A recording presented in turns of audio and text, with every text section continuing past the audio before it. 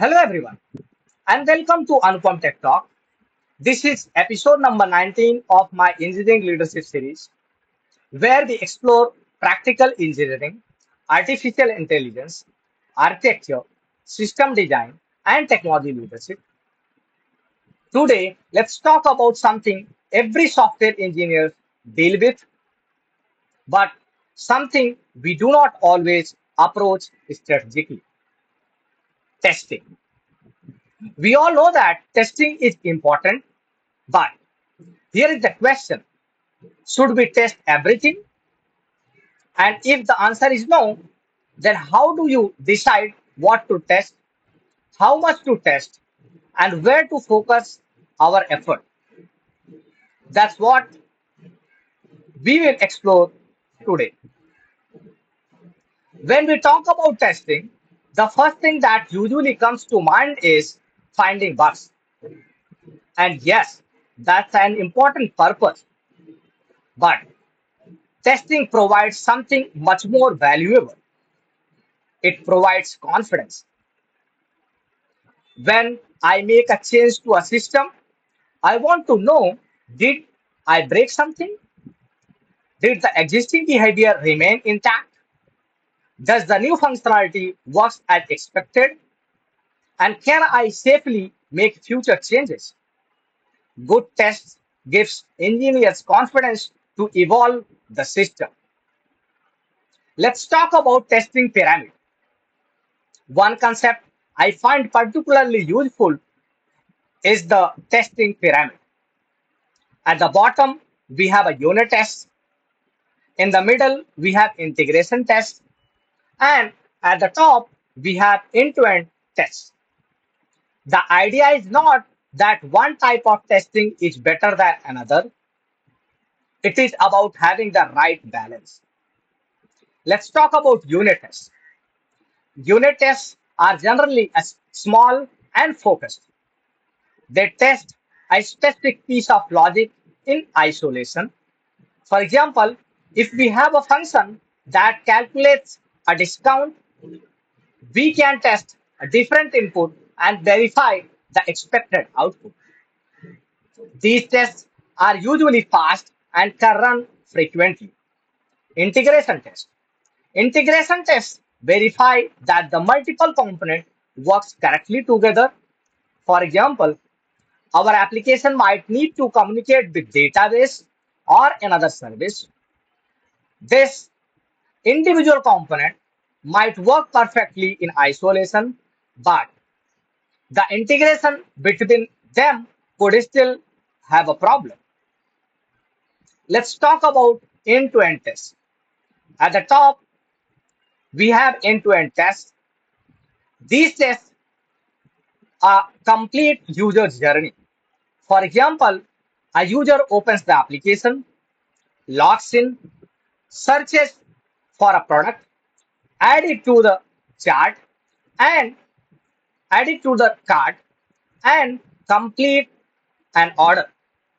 This gives us confidence that the complete flow works.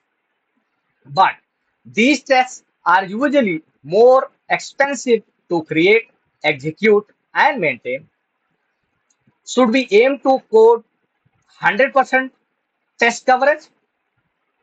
This brings me to an interesting question. Should every engineer aim to have 100% code coverage? My view is coverage is useful, but it should not become the goal by itself. Imagine we have 100% code coverage. That sounds fantastic.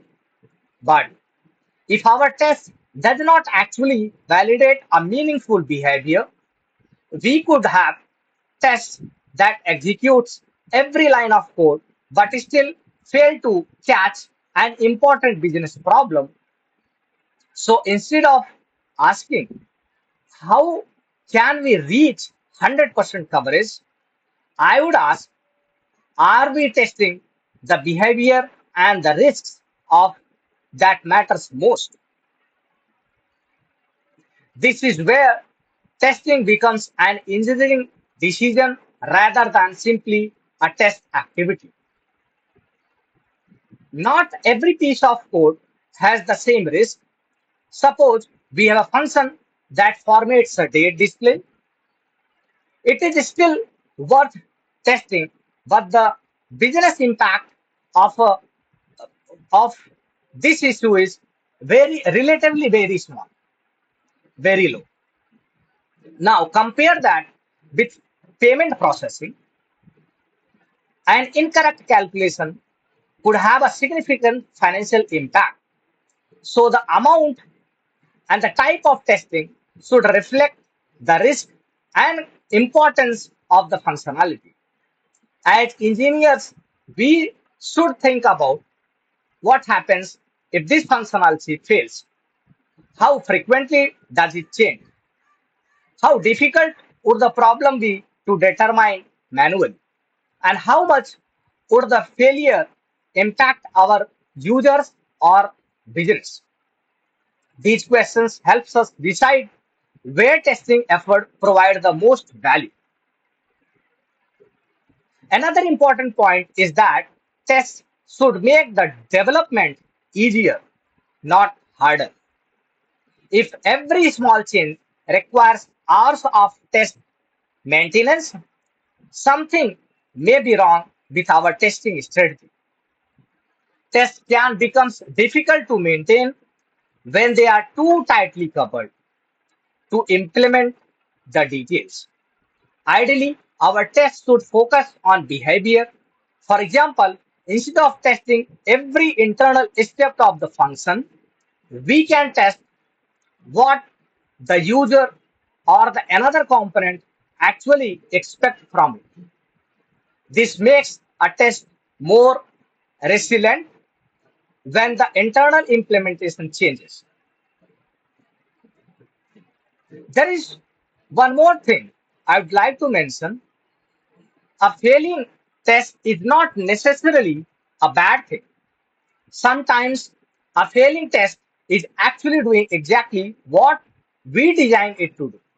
It tells us that something has changed. Now we need to determine, is the implementation wrong? Is the test outdated?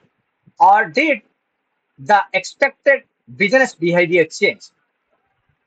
The important thing is not simply change the test until everything becomes green. We need to understand why the test failed.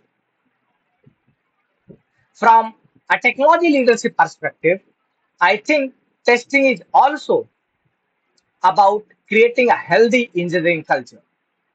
We should not ask team to blindly increase the number of tests.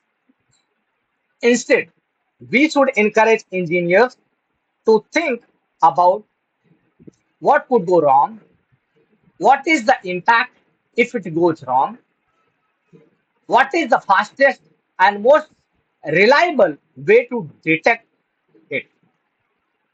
This changes testing from a checkbox activity into an engineering discipline. And that's what the mindset I believe we should encourage in a strong engineering team. So my takeaway for today is simple. Do not test the numbers, test for confidence. Code coverage can be useful metric. Automated tests are extremely valuable. Unit and integration and end-to-end testing all have their place, but ultimate goal is not to create a largest possible test suite. The goal is to build a system where engineers can make changes with confidence while protecting the behavior that matters most. Thank you for watching episode number 19 of my engineering leadership series. I would love to hear your perspective. Do you think 100% code coverage is a useful goal, or can it sometimes become a distraction? Share your thought in the comment.